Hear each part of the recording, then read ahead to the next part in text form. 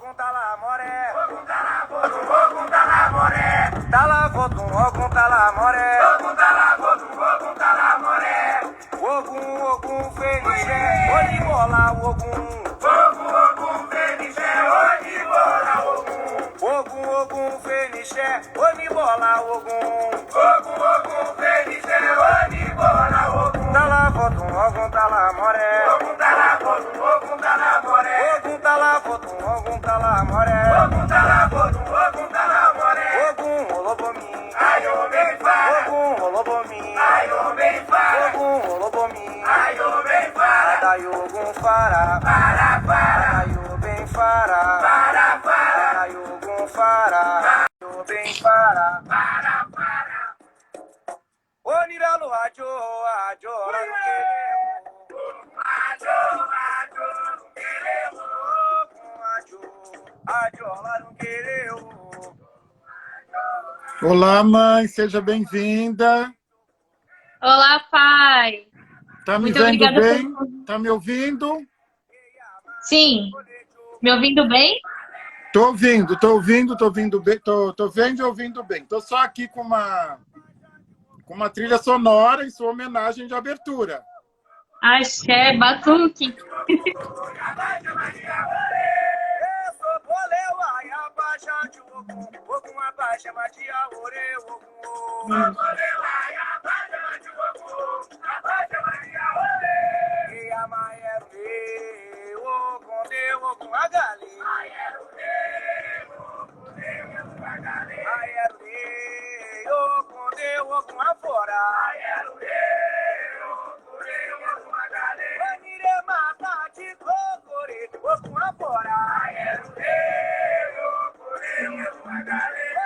Saudade de um batuque.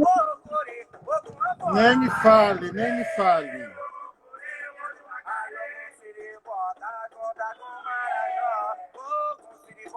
Acorda de Marajó, ogum siribó, orixá, oiê,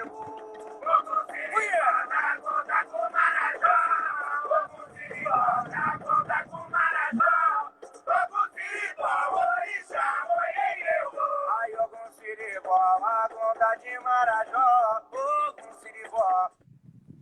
Boa noite a todos, boa noite a todas, boa noite a todos. Hoje nós estamos recebendo aqui para os nossos 21 dias de lives, de resistências, a Yalorixá Bárbara. Ela é Yalorixá à frente do Ojuerê, do Ilê, Axé, Ojixé e Fé. Ela é militante do Fórum de Religiões de Matriz Africana e da Renafro. E ela é historiadora, ela é formada em História pela Universidade Federal de Santa Catarina e está à frente, não é, de um terreiro da tradição batuque em Santa Catarina, Florianópolis.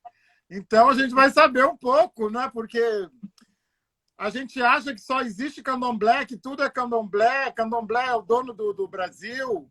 Não, existem outras tradições. Eu tive o prazer de conhecer o batuque aí com o meu irmão, meu amigo, o pai Hendrix. Sim, E tive o adoro. prazer de conhecer, fui para um congresso de História das Religiões, e aí tive o prazer. E o pessoal, quando eu coloquei aquela postagem, pedindo, né, que as pessoas elas me indicassem, não é, pessoas com as quais conversar para as resistências de terreiro. E o pessoal indicou o nome da mãe Bárbara.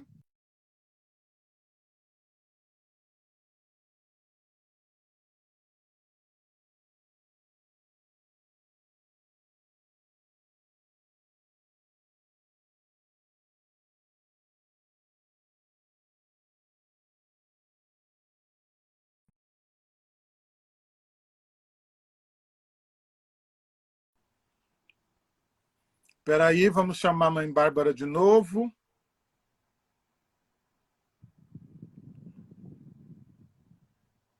Espera aí.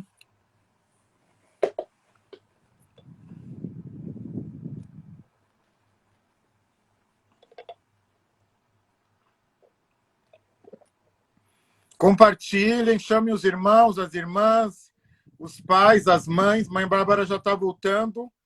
Ogonda de Marajó, Ogum Siriguá, Orixá, Onirogum. Ogum Siriguá, Ogonda do Marajó. Ogum Siriguá, Ogonda de Marajó.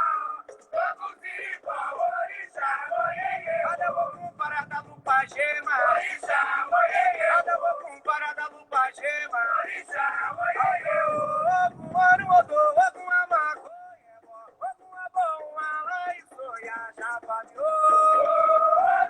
Nós estamos ouvindo uma saudação de Ogum na tradição batuque do Rio Grande do Sul, porque a Mãe Bárbara é do Rio Grande do Sul.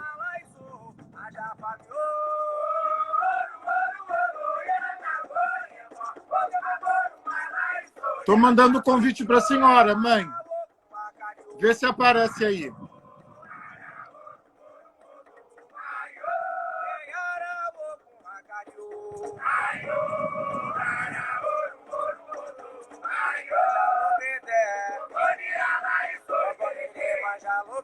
Já estamos aqui com Janaína, Mãe Maristela de Oxum, Kalene de Emanjá, Senhorita. Mãe, tá vendo o meu convite?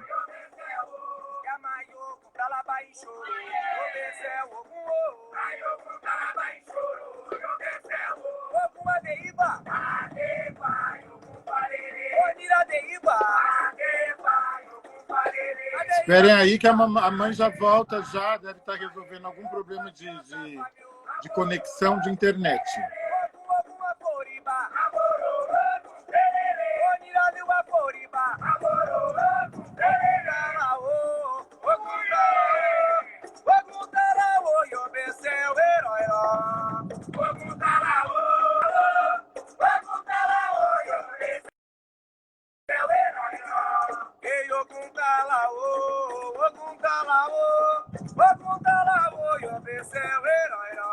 Mandei o convite, mãe. Alguma coisa da internet, hein?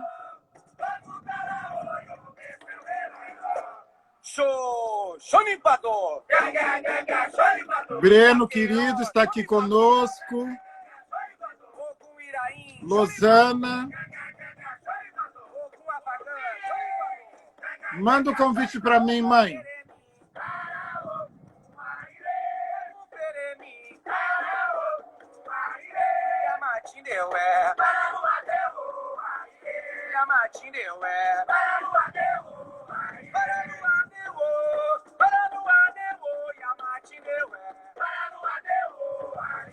Nós estamos ouvindo o Alabê Mateus de Oxalá, Batuque do Rio Grande do Sul, Nação Cabinda.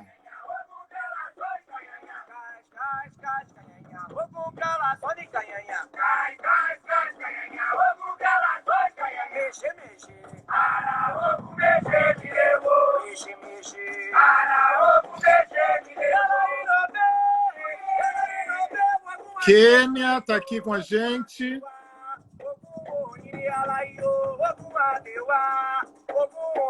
Mãe, vê se a senhora consegue pedir a solicitação.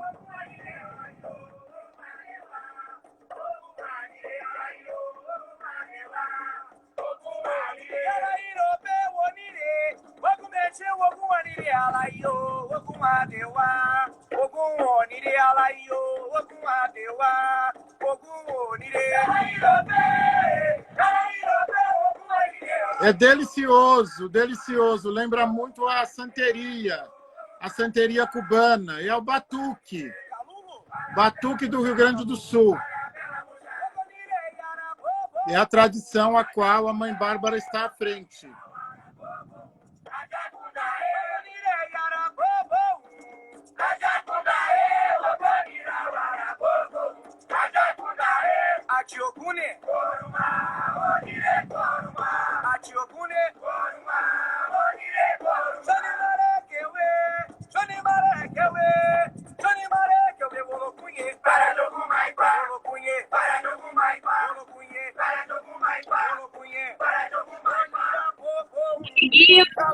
Voltamos, é assim mesmo. Voltamos, que maravilha. Pessoal, compartilhem, chamem todo mundo. Então, vamos já começar a conversa. Eu gostaria... A senhora é uma Yalorixá jovem, não é? Muito jovem. E à frente, não é? De um terreiro, não é? A senhora me corrija, porque eu não sei muito bem os nomes na tradição. Cada tradição é um país, não é? É assim mesmo. E aí eu gostaria de começar com a senhora contando um pouco a sua história para nós. Tá. Primeiramente dizer que é uma satisfação estar aqui na sua presença, a sua bênção, né? Muito importante essa live, esse projeto maravilhoso, muito bom, né? Então, a minha trajetória, eu não diria que eu iniciei, né? Eu estou dando continuidade, porque o meu avô, né? É de Ogum, devoto de Ogum, do Batuque. A gente também acaba, né, falando a mesma língua, né? Terreiro, roça, né? Tudo assim é meio misturado, porém existe grande diferença, mas nós somos também cultuadores de orixá, né? Só muda a região e alguns costumes, né? Mas meu avô era, né, no caso, mas ainda estritamente está entre nós, de Batuque. E aí, meu pai também foi iniciado, ou ainda cosmologizado, né? Quando nasceu. E eu também, quando nasci, né, já dei continuidade a esse processo ancestral, né? Processo de ligação com Ogum. Então, eu fiz Bori quando eu tinha 3 anos de idade. E eu tomei DK, né, que diz, ou ainda Axé de Fá e Obé, que a gente chama, né, de Búzios e de Faca, enfim, quando eu tinha 11 anos de idade, porque eu teria que dar continuidade ao Axé de Ogum, né, assim, quando meu pai falecesse, eu iria tomar o Axé de Ogum do Ilê Axé.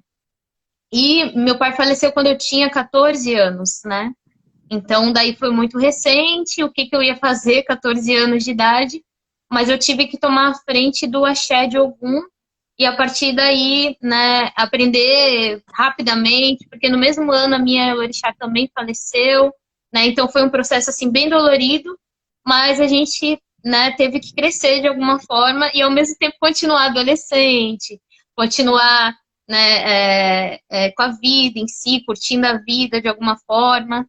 Então, ao mesmo tempo que existe essa juventude, né, fora, a adolescência, enfim, existe também o compromisso com o orixá, com a axé, né, tudo junto e misturado.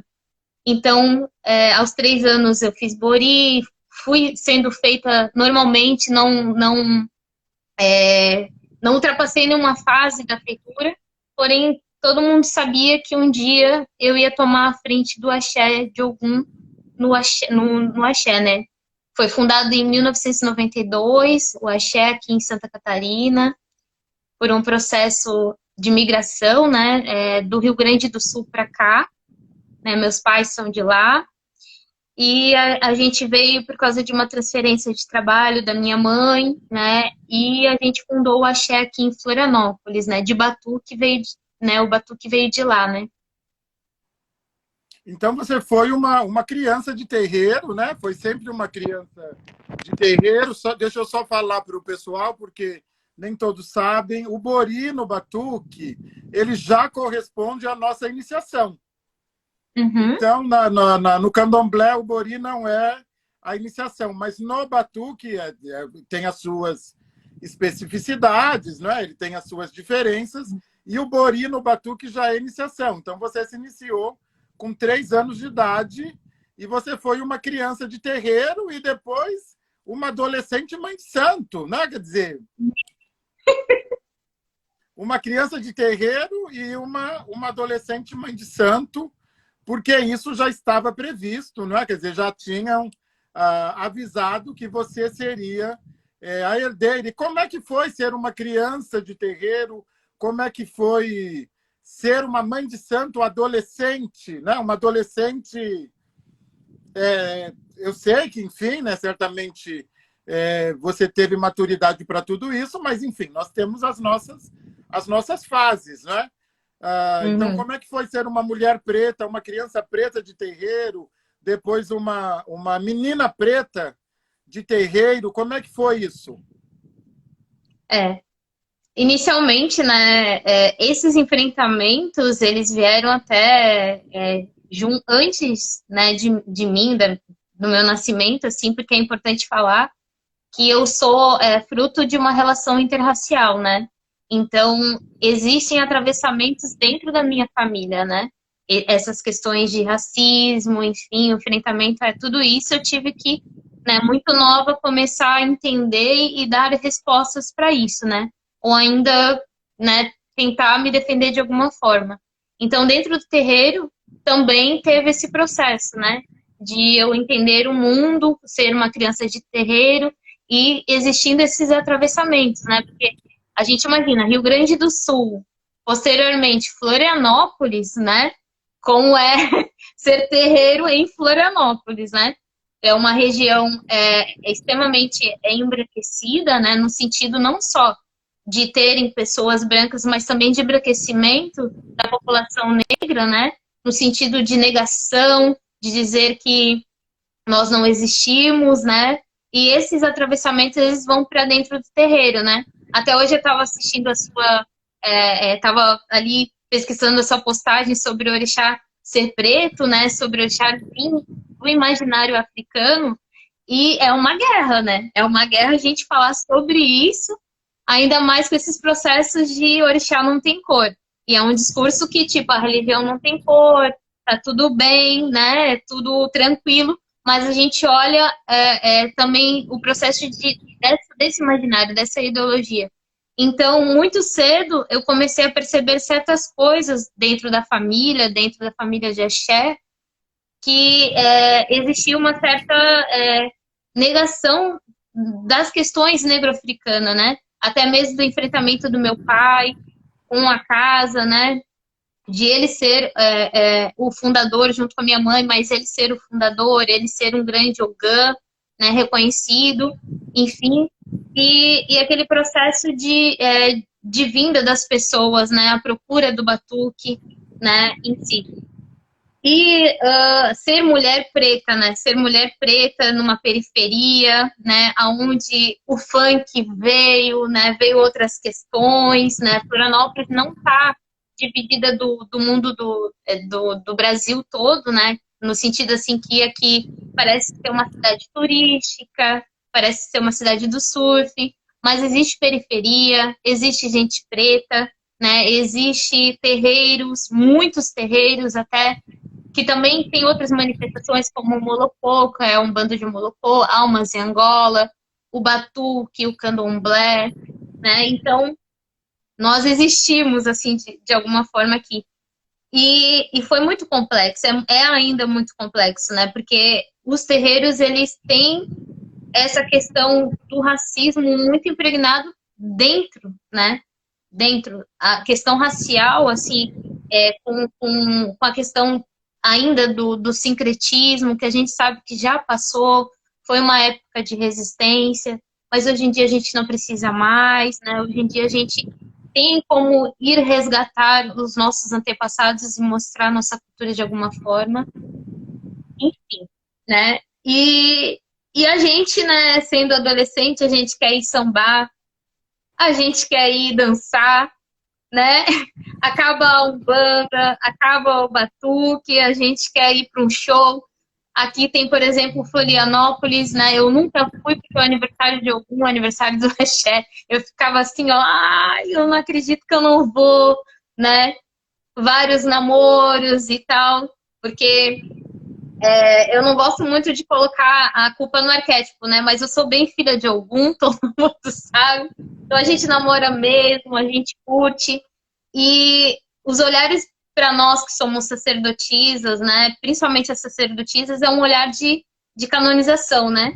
Você não pode, você tem esse compromisso, essa responsabilidade. Nossa, mas depois eu entendi que é um processo cultural, né? Nós somos culturalmente, nós nascemos assim, não é uma coisa que veio, né? Uma responsabilidade pesada, uma coisa que você tem que transformar para ser assim, né, assado. Isso está muito ligado ao imaginário de outros sacerdotes, de outras religiões, principalmente a cristã, né, enfim, a católica, aonde os padres não se casam, aonde existe uma cultura do pecado. Para nós não, é um processo da naturalidade de orixá, né?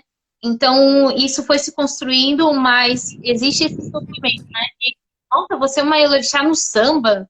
Como assim? Curtindo, sambando, dançando? Como assim? Sim, nós estaremos no samba, curtindo, dançando, enfim. E como é que a comunidade, né? A comunidade terreiro, como é que ela aceitou? Como é que foi isso? Ou ela aceitou sem nenhum problema? Né? Quer dizer, porque também tem essa coisa da juventude, não é? Quer dizer, também eu acho que talvez haja, não é, um senão, não é, em relação a uma Yalorixá muito jovem, por conta dessas construções eurocêntricas, né? De que o sagrado é apartado do profano, de que existe sagrado ou profano. Você me acompanha, você sabe muito bem como é que eu penso. Para mim, tudo é sagrado. E você sabe que nós precisamos levar, não é? Quer dizer, levar o terreiro com leveza. Você sabe, eu vou te contar. Quando a casa de Xangô é muito jovem, a casa de Xangô é muito jovem. A minha história é parecida com a sua. Eu também sou filho de Yalorixá, você sabe. Mamãe já passou por aqui. Hoje mamãe completa 73 anos, tomou vacina ontem. Que bom! E 60 anos, né, dedicados a Inhaçã. E você sabe que a casa de Xangô é jovem. Xangô pediu a casa dele, nós moramos aqui. Nós moramos na casa de Inhaçã, nós não temos casa, a casa é dela, e ela permite que nós moremos na casa dela. E há 12 anos, Xangô pediu a casa dele.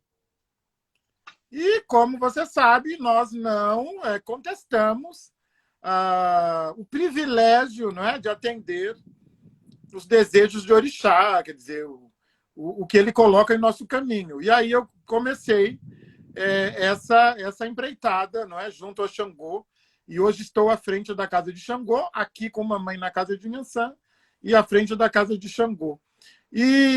A primeira coisa que eu disse a Xangô, falei, não, tudo bem, meu pai, nós vamos fazer, né? Quer dizer, eu sempre, como criança de candomblé, você sabe, então a gente se divertia com o candomblé, brincava com o candomblé, brincava dançando, brincava...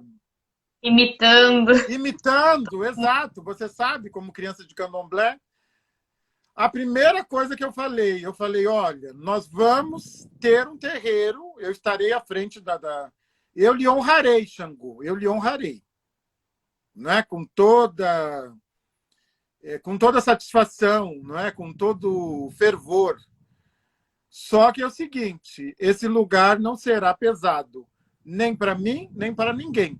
Ninguém estará aqui sob coação. Aqui será sempre um convite, nunca uma convocação. Eu não quero ninguém aqui obrigado, não quero mesmo. Ninguém estará aqui sob coação. Todo mundo tem direito de ir e vir. Porque eu estava com 40 anos de idade, não é? E praticamente minha vida toda dedicada ao orixá. E eu aprendi, como você, a me divertir com o orixá. Eu me divirto.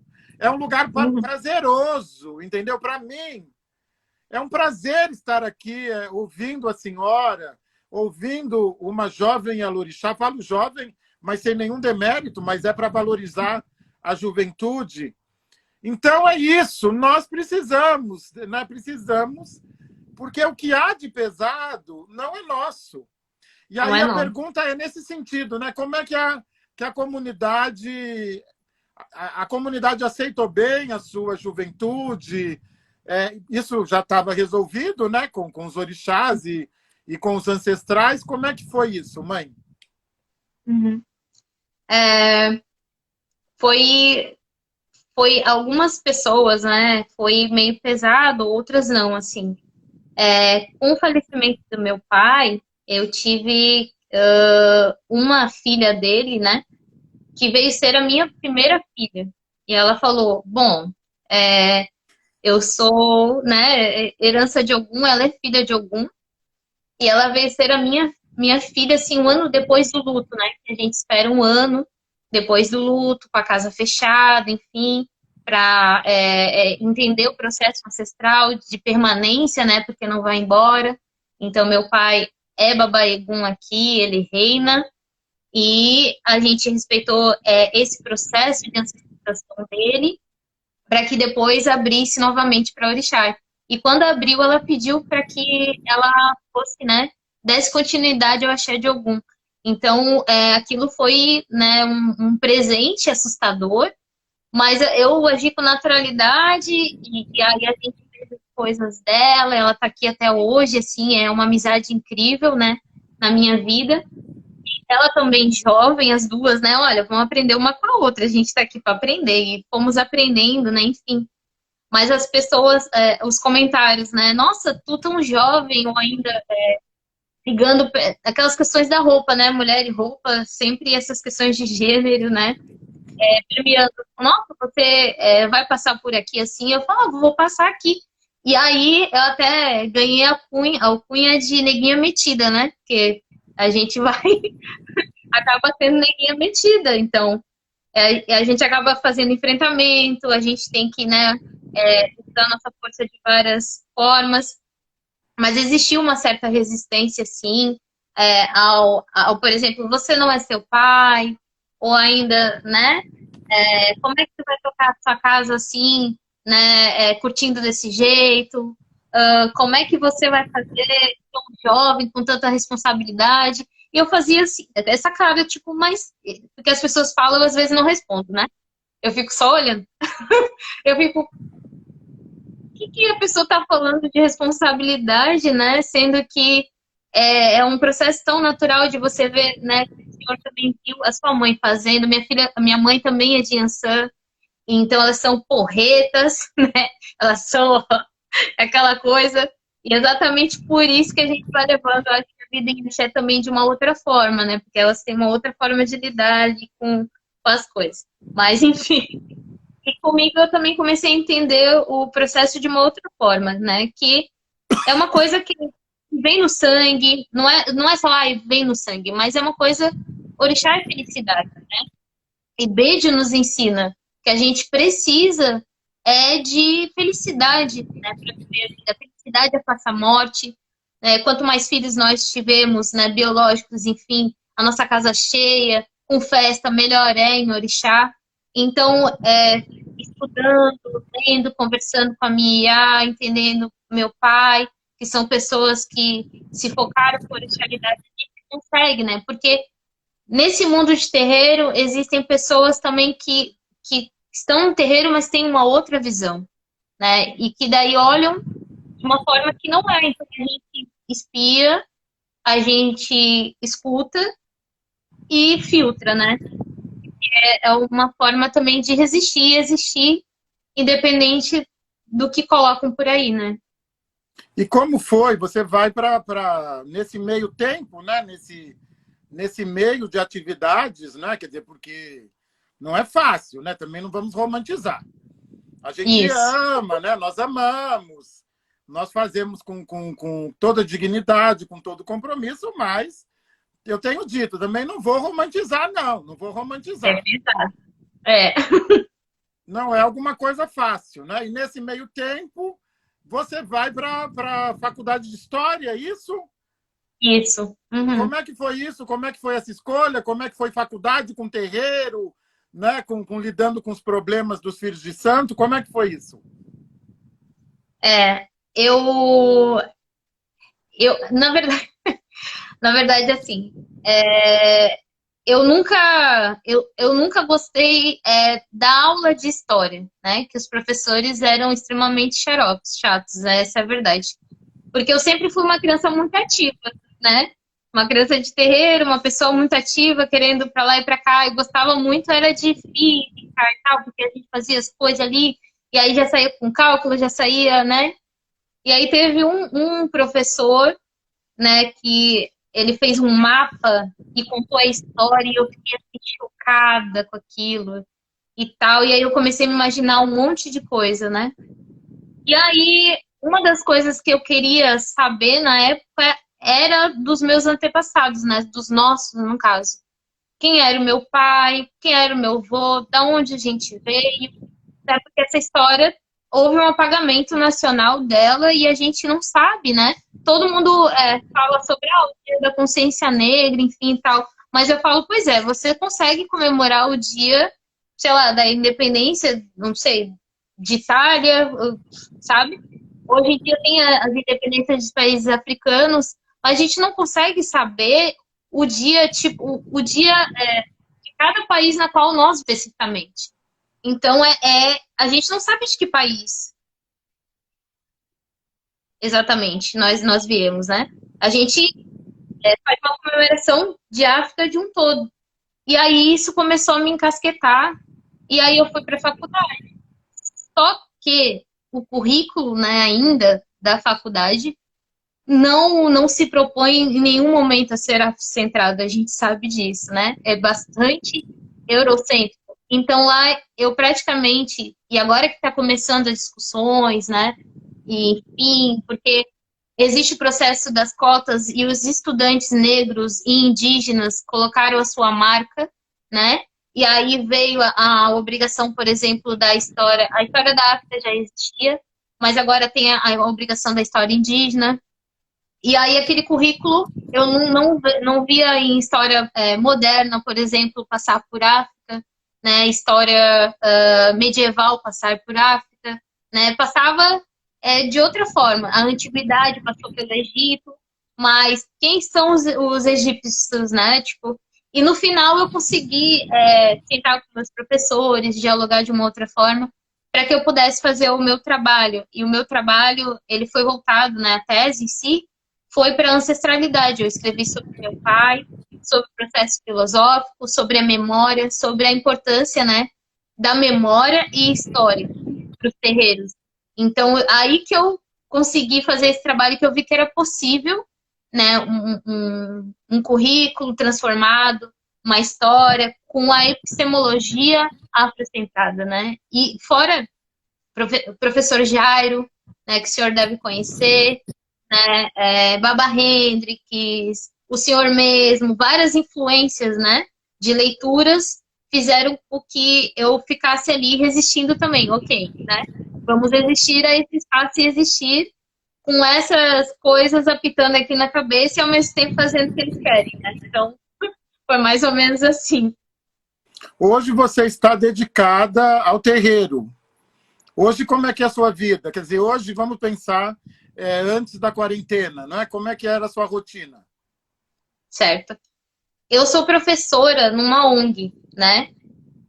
A ONG é a Irmandade do Divino Espírito Santo. Eu faço parte desse lugar. Por quê? Né? É um lugar onde existe abrigo de criança, né? Onde eu dou aula na parte da colocar jovens no mercado de trabalho, né? Então eu sou a educadora que faz, né, todo aquele processo para que eles possam ir para o primeiro emprego. E essa ONG, ela mantém uma creche, ela mantém extra classe, ela mantém esse abrigo e mantém também um abrigo de idosos, né? Então, por essa proposta, né, de intervenção na comunidade, eu comecei a dar aula lá, porque antes eu dava, tipo, aulas também em projetos sociais aqui, né, no bairro, que é uma comunidade, que é a comunidade da Tapera, né, que apesar de ser praia, aquela coisa, é uma comunidade, né? Eu cheguei a fazer parte da COPIR, que é o núcleo da CEPIR municipal, e aí entrei também como diretora social da escola de samba aqui do bairro, para que a gente pudesse fazer esses trabalhos, né? E profissionalmente eu não me via em nenhum lugar a não ser contribuindo, né, para a sociedade de alguma forma. Eu queria muito estar no terreiro estilo ONG, sabe? E esse é o projeto. A gente vai tentando, né? Mas aí eu comecei a trabalhar, então, 8 horas por dia lá. Com os filhos, eu falei para eles, olha, vocês têm que me entender, porque eu também nasci para ser professora, né? Então, eu preciso ter essa rotina na minha vida. À noite, às vezes, eu tô cansada, então os sábados é todos de vocês. Vocês podem ficar comigo aos sábados, o dia todo, desde de manhã. Durante a noite eu consigo consultar IFA, consigo conversar, né? Mas é uma troca, assim. Os filhos da Shelly são muito... Eles são jovens também, né? Então é uma troca muito boa, assim, né? De entendimento da vida, né? Na hora do almoço eu respondo, a gente vai conversando, se falando, a gente usa muita tecnologia. Então é muito bom, assim, ter os meus filhos. A gente sempre fala que a gente tal mãe, tal filho, e eles casaram comigo, assim, de uma forma muito boa, assim, né? Lógico que a gente sabe como é que é, né, pai? Algumas pessoas passam, outras ficam, né? E infelizmente é isso, ninguém consegue ficar obrigado a entender todo esse processo, a entender quem eu sou, porque, enfim, a gente entra também em Orixá, mas entra também em Ori, né?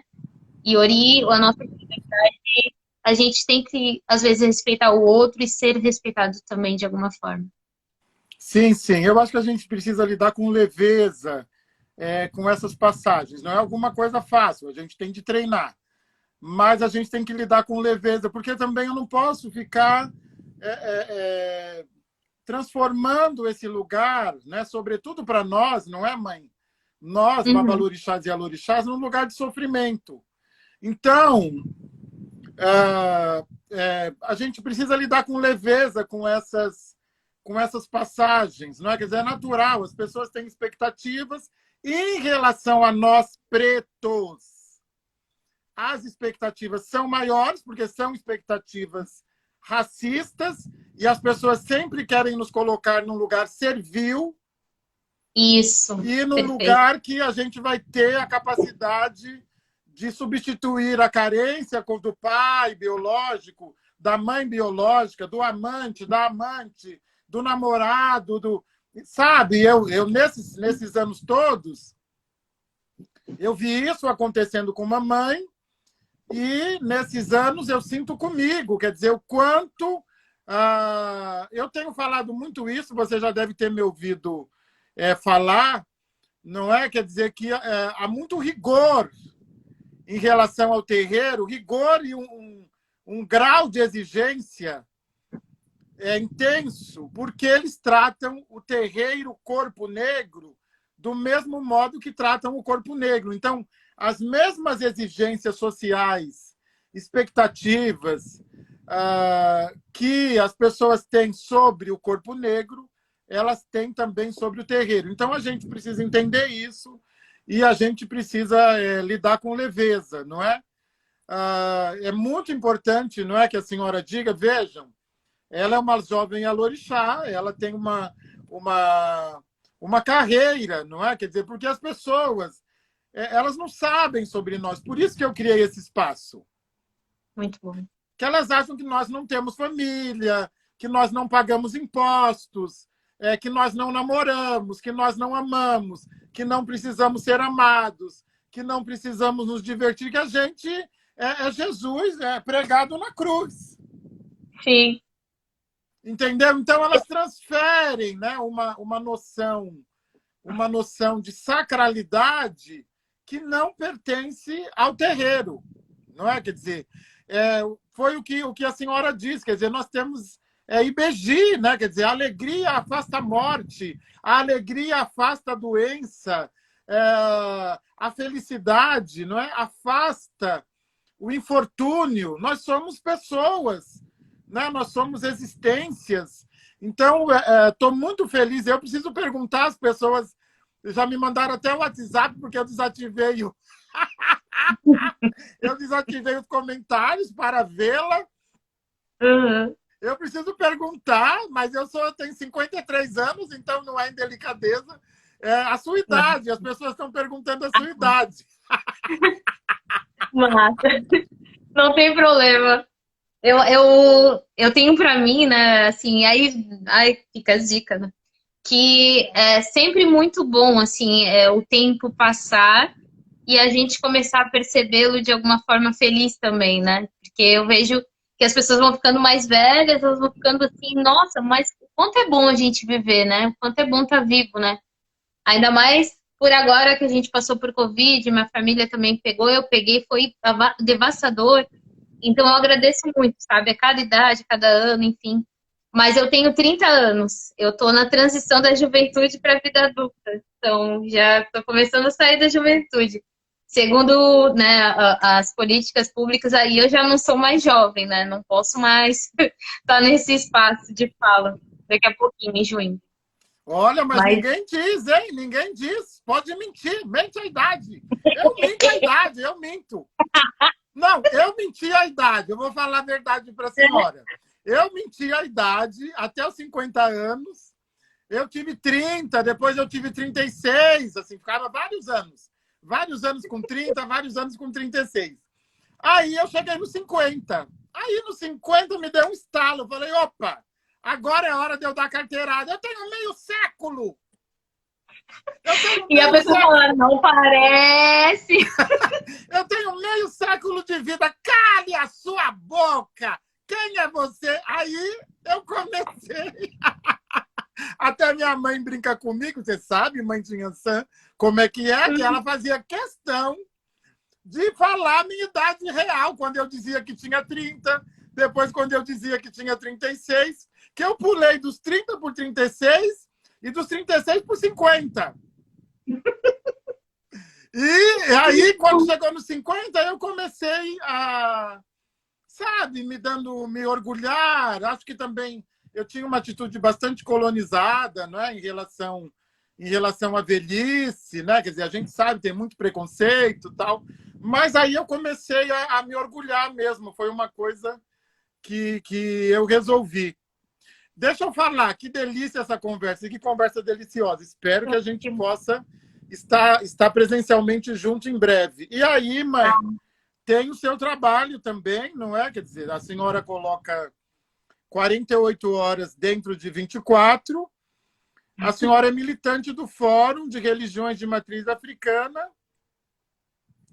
e da Renafro, não é? E nós sabemos, né? Quer dizer, o Rio Grande do Sul ele tem um número expressivo, não é? De comunidades tradicionais de terreiro, de tradições, não é? De várias tradições. E nós sabemos também que é, né? Quer dizer, a região mais racista do Brasil, não é? Quer dizer, a região, não estou eu falando, nós sabemos, as pesquisas revelam, não é? E como que é isso, não é, mãe? Dê para nós como é que é viver essa realidade, como é que é viver o dia a dia de terreiro, como é que é militar, não é? Nessa causa antirracismo religioso. Tá. Eu comecei a perceber essas questões logo na creche, né? Porque a gente age, dentro de casa, a gente age com naturalidade, sendo de orixá, enfim. Então, quando a gente vai para a creche e que a gente não pode falar que é de orixá, a gente já tem, né, dos professores, das outras crianças, aquela questão. Então, no colégio também aconteceu isso, da descoberta dos colegas, enfim. Né? Então, por aí começou o processo e eu não entendia porque eu tenho orgulho, né? A gente tem orgulho, nós temos orgulho. Né? Hoje mesmo, a minha filha, né, de Loiá, ela tem 9 anos. Eu falei para ela que ia acontecer essa live, ela passou por mim e falou assim, nossa, mãe, mas olha só, todo mundo fala que orixá é ruim, mas tu tá indo para uma live falar de orixá, né? Para todo mundo. Como isso pode ser ruim? As pessoas estão erradas. Eu falei, viu, filha? As pessoas estão erradas. Então, a gente tem que continuar falando para as pessoas que elas estão erradas, porque o nosso orixá é muito bom, né? Ela falou, eu tenho orgulho de ti. Daí eu também falei que tinha orgulho dela, porque ela vai ser uma pessoa de orixá muito honrada, né? E isso, né, eu fui trabalhando dentro de casa e assim. E aí, na juventude, eu entrei para a COPIR com um núcleo, né, de pessoas de matriz africana, de várias vertentes. E a gente começou a discutir questões, né, de da população de matriz africana, sobre questões outras, né? E a gente começou a perceber que a matriz africana estava buscando ali e outras religiões não precisariam buscar coisas sobre intolerância religiosa, né? Que a gente chamava de intolerância religiosa.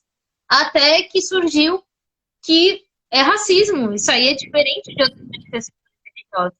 Não pode ser a mesma coisa, né? Então a gente começou a perceber que a matriz africana, ela sofre por ser um advento do negro, do africano, da escravização, de tudo que é do negro é ruim, enfim. E a gente começou a discutir isso no processo de adolescência já. A partir daí, se juntou um grupo de babalorixás e alorixás para formar o GT contra a intolerância religiosa, né? E depois disso se formou o fórum, né? E aí, com o processo de luta, enfim, de pensar em possibilidades, porque a gente lutava por via municipal. E aqui a gente foi para o Ministério Público contra derrubadas de casas, porque aqui formaram uma lei de proibição sonora e que nos atingiu diretamente. Então, os babalorixás e alorixás receberam multa, teve infarto, teve casas derrubadas, teve vários processos que a gente começou a entrar em contato com esses babalorixás e alorixás, e vários processos, né? Então, em Florianópolis, parece que todo mundo chegava aqui até mesmo. Quando a gente saía, que é no carnaval, porque o resto do ano parece que a gente não existe, né? E até mesmo outros trabalhos falam que a gente não houve escravização aqui em Florianópolis, mas depois a gente sabe que sim. A gente começou a perceber que o Brasil não estava vendo, por exemplo, Santa Catarina, Florianópolis, que aqui tinha terreiro e que estavam acontecendo essas coisas, né? Aí, meus parentes são todos do Rio Grande do Sul, né? Eu comecei a ir até lá. Eu comecei a ir a eventos também que falavam sobre, né, racismo religioso, intolerância religiosa, porque eu queria saber o que eles estavam fazendo e que a gente aqui não estava fazendo ou que estava. E aí eu conheci a Renafro, né, que é a Rede Nacional de Terreiros de Saúde, e vários babalorixás do Brasil todo participam, né? Existem várias redes, inclusive, né, é por isso que eu agradeci esse espaço, que é mais uma rede de articulação, para que a gente pudesse conversar com o resto do mundo e denunciar, né, o que estava acontecendo aqui, e também que a gente pudesse também estar fazendo frente junto com os outros estados, né? Porque acontecia tudo isso aqui e eu via, por exemplo, a derrubada do Rio de Janeiro, como o terreiro, né, derrubou, depredou e tal, São Paulo, mas nunca saiu nenhuma manchete, por exemplo, nacional, ainda, enfim, sobre Florianópolis, sobre Santa Catarina. Isso aconteceu muito aqui, né? E aí eu via, poxa, será que a gente não consegue ser escutado também? E o Grande do Sul acontece muito ainda, né? Então, a gente começou a tentar articular, e essa articulação é muito difícil.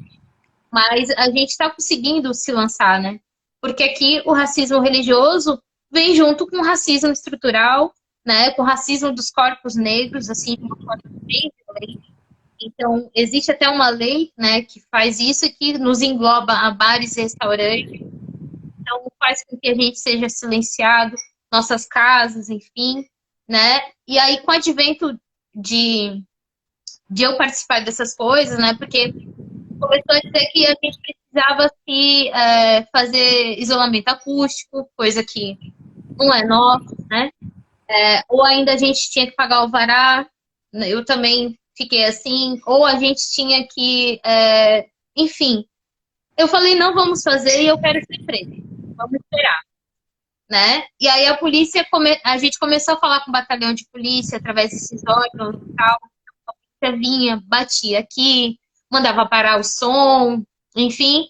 Eu comecei a falar com os policiais, falar, olha, gente, não pode parar, porque a manifestação está no Estatuto da Igualdade Racial, né? Então, a gente vai continuar até certo horário e depois a gente vai parar.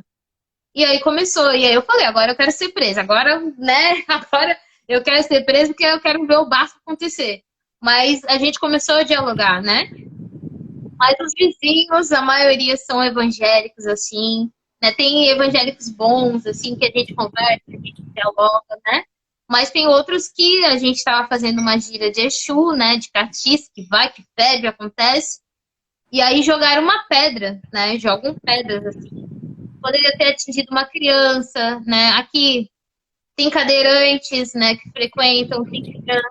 Catiço, junto com o catiço, a gente coloca criança, porque a gente acredita que a criança é vida e Exu, né, participa junto ali. Enfim, poderia ter atingido uma criança, poderia ter atingido, né, nós mesmos. Então, isso acontece muito, assim, porque as pessoas não entendem o nosso direito de existir. Ainda assim, acontece de uma forma muito violenta.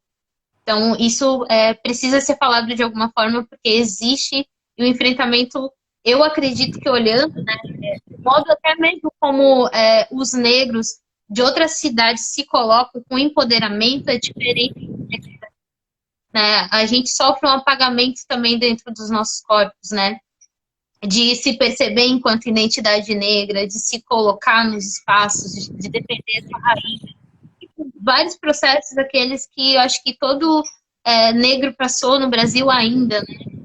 Diante das gerações que a gente está galgando esses espaços, né? Então, existe muito apagamento. E com a cultura não é diferente, né? Também. Existe o processo violento físico, existe o processo das pessoas e existe o processo simbólico também, fora e dentro dos terreiros, que é isso que a gente está conversando agora, né, pai? Do embranquecimento dos orixás, né, da própria estrutura, do mecanismo da individualidade, né, venda e comercialização, e dizer que nós estamos ali dispostos a toda hora trabalhar, fazer, né, feitiços e, enfim, estar dispostos a toda hora fazer ebó, né, como instrumento de comercialização desse capitalismo, enfim. Então, tudo isso acaba sendo muito pior, eu acho, que no sul do Brasil, de uma forma bem, bem maçante. Porque o batuque, não é? Quer dizer, o batuque, ele acontece, não é, mãe? As festas, assim, tem os rituais internos, não é? Mas as festas, elas acontecem a noite toda, né? Prioritariamente à noite, não é? Isso. Uhum. Por causa da perseguição, porque se fosse de dia, né, seria pior. Então começou a dar-se os batuques durante a noite, né? E agora, para mudar essa cultura, né, porque se transformou numa cultura, e tem gente que ainda consegue achar explicação cosmológica para isso, né, de alguma forma. Mas, assim, o batuque poderia ser feito de manhã, poderia ser feito em qualquer horário, mas se transformou numa tradição de ser durante a noite, né? Então, incomoda bastante, né? Mas, ao mesmo tempo, a gente vê louvores por aí, de madrugadas adentro, que parece que não incomodam ninguém, né? Então, a gente faz essa comparação. É isso mesmo. Não, o candomblé também. O candomblé ainda mantém, grande parte das casas também ainda mantém as festas públicas no horário noturno, começando 10, 11 horas da noite e vai até de manhã, não é? Já há casas que fazem, né, que nós chamamos de matinê, que é sábado à tarde, tarde e noite, enfim. Mas aqui também essa questão da lei do silêncio, ela também tem nos prejudicado muito, tanto que nós temos aqui, por exemplo, uma mãe está num bairro na zona urbana, não é? Mas nós não tivemos problemas aqui, tivemos poucos problemas. E eu já, a Casa de Xangô, ela já foi para uma zona mais rural, já para ter a liberdade de tocar, mas nós sabemos, não é que sem dúvida o que está aí, né? Quer dizer, não tem a ver, porque há festas noturnas, há louvores, há outros tipos de festas acontecendo, e essas festas não recebem perseguição também. Os cristãos também fazem as suas vigílias, as suas orações, não é? E, enfim, nós sabemos que sempre está atuando aqui conosco em relação a nós, é sempre o racismo. Voou a nossa conversa, voou, conversa deliciosa, eu estou encantado, adorei conhecê-la. Preciso agradecer pela disponibilidade, pelo tempo, e estou muito feliz por partilhar conosco a sua narrativa, não é? As suas afrovivências. Eu tenho certeza que as pessoas também, não é, vão se sentir contempladas, vão se identificar, e nós precisamos fazer esse movimento, não é? Quer dizer, a mãe Flávia esteve aqui essa semana e ela falou, olha, nós não temos uma TV, um canal de TV que é concessão pública, não é? Que nós pagamos agora, pagando internet, pagando água, luz, nós pagamos o canal de TV cristão, nós pagamos, porque é uma concessão pública. Nós não temos, não é? E eu confesso que eu potencializei esse ativismo no início da quarentena, porque eu percebi, falei, não, nós temos...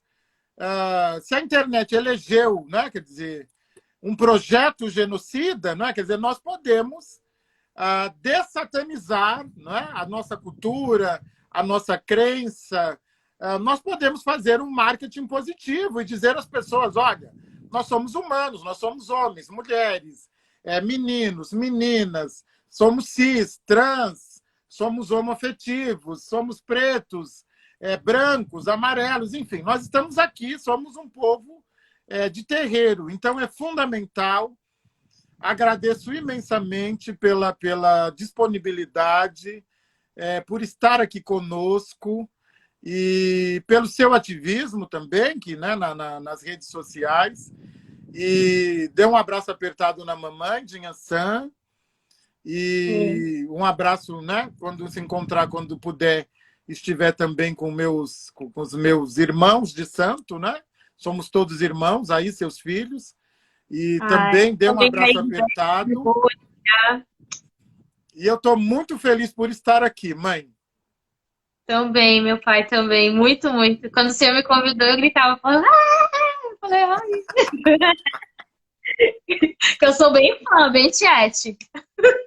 Deixe aqui, então, as suas considerações finais, mãe. Queria agradecer muito ao espaço, a todos e todas que estão nos assistindo. Foi muito importante esse espaço, né?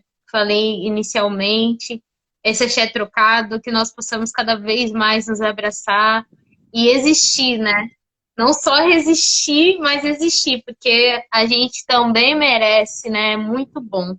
E logo, logo a gente está fazendo um AG1 que eu gosto de comer, né? O senhor também deve gostar. Um AG1 todo mundo junto, coletivamente, que a gente possa se abraçar pessoalmente já já. Um beijo enorme e vida, muita muita saúde. Que o Sonho nos abençoe aí, que a gente possa vencer essa luta aí, sanitária de uma vez. Axé, mãe, axé. Vamos terminar com Inhaçã, não é? Nossas mamães. Vamos terminar com uma homenagem a Inhaçã no batuque, para que os ventos de Inhaçã, né, afastem esse momento tão desafiador.